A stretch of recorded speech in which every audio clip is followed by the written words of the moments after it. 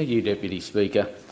I rise to speak on the Criminal Code Amendment Hates Crimes Bill 2024, and it is beyond disappointing that the rise of anti-Semitism in this country has got to a point where we have to introduce legislation to counter it. This is a bill which is sadly necessary because of the repeated failures of the Albanese Labor government to prevent this sadly predictable spread of anti-Semitism.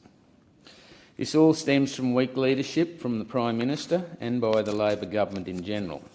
Attacks on Jewish Australians are attacks on every Australian. Today it's the Jews, but who's next? Will it be the Hindus or the Christians or the Muslims or the atheists? Attacking people because of their Jewish faith ancestry is un-Australian. We're a country that prides itself on treating people equally, whatever their faith or their background. It is a core national value, and anti-Semitism is a direct rejection of that value. Jewish businesses, homes, cars, synagogues have all been targeted in attempts to spread anti-Semitism in Australia since October 7 attacks in Israel. These are not the only places that have been targeted. Pro-Palestine slogans and vandalism have covered war memorials all over the country, including Anzac Day Parade just down the road from Parliament House here in Canberra. The Australian National Korean War Memorial, the Australian Vietnam Forces National Memorial, the Australian Army National Memorial were graffitied with pro-Palestine messages in June last year. One message of vandalism said, "Blood on your hands, Anthony Peter Penny." The Returned and Services League of Australia, the RSL, condemned the vandalism, with National President Greg Mellick describing the damage as deplorable. Those war memorials honour those who've sacrificed to protect and preserve all the freedoms that all Australians enjoy. And the dabbing of protest slogans is nothing short of despicable, he said. It is dishonourable in the extreme to use war memorials as such a platform for a protest. And I completely agree with Greg, and I believe hate speech laws should include the vandalism of war memorials. I believe this as men and women who have sacrificed their lives in the defence of freedom for this nation. The least we can do is honour their legacy and the contribution to this nation that they have all made. As many would be aware, the initial spark of anti-Semitism attacks that we are now seeing across the country came with the October 7 terrorist attacks on Israel by the terrorist group Hamas. And there can be no equivocation or denial of this. The October 7 attacks are the single greatest loss of Jewish lives on any day since the Holocaust in the Second World War. October 7 was a day of murder, torture, kidnapping, brutal sexual violence perpetrated by Hamas against Jews in Israel. The attack was deliberately cruel and barbaric. We don't need to repeat these heinous acts in this chamber, but there is no doubt they were designed with the purpose of maximising pain and sorrow amongst Jewish people. It is both desperately sad and utterly predictable that, on learning of these horrific attacks on Jewish people in their own homeland, malicious actors here in Australia would draw inspiration from this. These bad actors here in Australia rejoice in the day that was marked by the murder, torture, sexual assault and kidnapping of innocent people in Israel. And this is not exaggerated. In the words of one hate preacher, October 7 was a day of courage, a day of pride, a day of victory. And this is shameful. It was obvious that they would see those attacks as giving licence to spread the same vile anti-Semitic hate here, targeting Jewish Australians and seeking to spread fear. They have used our streets and our university campuses to call for the destruction of the Jewish state and spread old anti-Semitic truths. Often they are hiding behind weak academic pretense that somehow of what they were doing was anti-Israel, not anti-Semitic. Preventing this should have been the government's focus, and this is where they have failed. Now let's look at the difference in leadership between the Prime Minister, Mr Albanese, and Leader of the Coalition, Peter Dutton, on anti-Semitism and terrorism.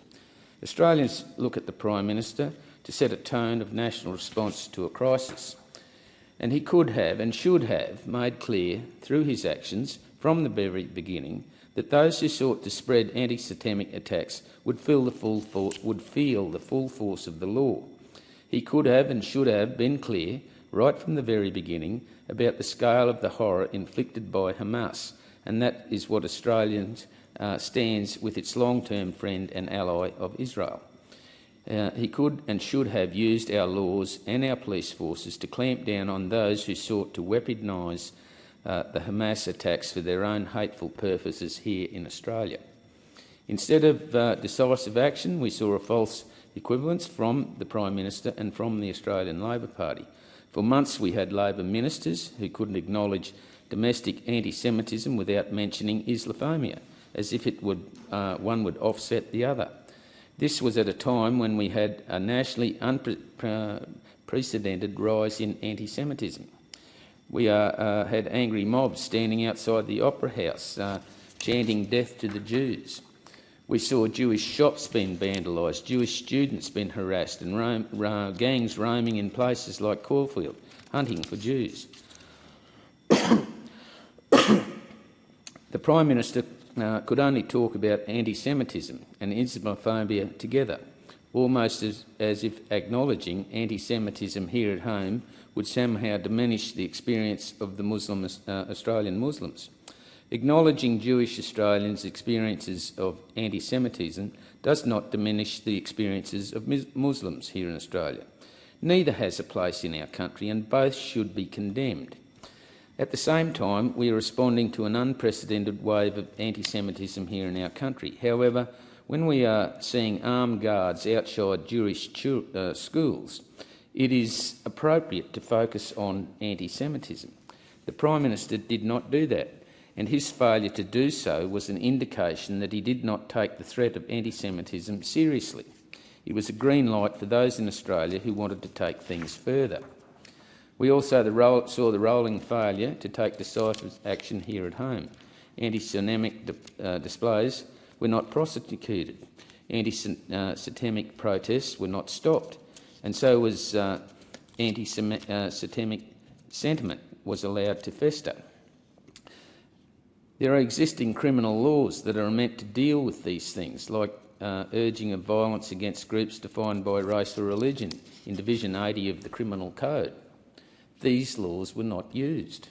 Protests in our street in which anti-Semitic displays abounded and were permitted to drag on for months and months. Universities were permitted to be used as encampments that served as a hotbed for anti-Semitic action.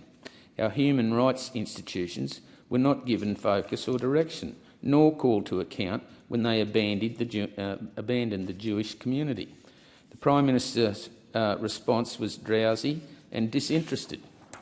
Through his actions, he sent a very clear message that despite what he might say, there would be no consequences for those who target and attack Jewish Australians. This was the second green light for anti-Semitites. Now let's look at the leader of the coalition, Peter Dutton, and how he has announced and made his announcements to combat anti-Semitism. The list includes to take a national leadership role expected of the Commonwealth Government, including convening a national cabinet to combat anti-Semitism and extremism, strengthen the sentencing regime for terrorism by legislating for a mandatory minimum term of 6 years imprisonment for all acts of terrorism under Commonwealth law, amend draft laws currently before the Parliament to make it a hate crime to urge or threaten violence towards a place of worship, punishable by imprisonment for 5 to 7 years in the case of an aggravated offence. Introduce mandatory minimum sentences of 12 months imprisonment for the display of prohibited anti-Semitic terrorist organisation symbols and related behaviour in public, and increase the maximum penalty to 5 years in prison. Create a new dedicated anti-Semitic task force led by the Australian Federal Police and incorporating the Australian Security Intelligence Organisation, the Australian Criminal Intelligence Commission and the Australian Transactions Reports and Analysts Centre and the Australian Border Force and the State Police. Issue new ministerial direction to the AFP to direct them to prioritise and address anti-Semitism, including any unsolved crimes against the Jewish community, such as doxing, public display of terrorist symbols, incitement, harassment and other offences. Direct Anti-Semitism Task Force to refer any visa holders involved in acts of anti-Semitism for immediate cancellation and deportation.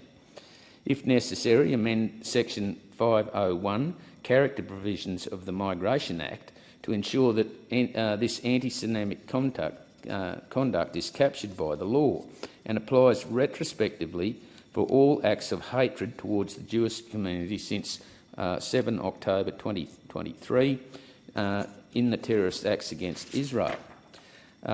Also to deliver $32.5 million in security funding packages requested by the Executive Council of Australian Jewry without any strings attached, including funding armed guards at school and synagogues, unlike the Albanese government, who have restricted funding to armed guards only.